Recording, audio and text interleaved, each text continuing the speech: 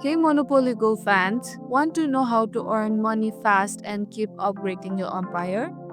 Today I'm sharing 5 quick and easy way to fill your bank balance in Monopoly Go. Let's go. Every roll counts. Land on properties, upgrade them, and they will pay you rent every time someone lands on them. The higher the upgrade, the bigger the payout. And another way, watch out for bank highest and shutdowns. Hit the jackpot and you will collect massive amount of money. These are some of the biggest cash pots in the game.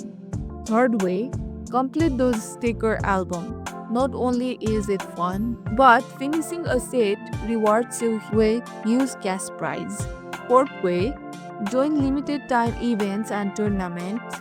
These challenges rewards you with both dice and serious money. Keep an eye on the event tab. And last, don't forget your daily gifts and login bonus. Every day you play, you will score free money just for showing up. And that's you have it. 5 easy way to earn money fast in Monopoly Go. What's your favorite money making move?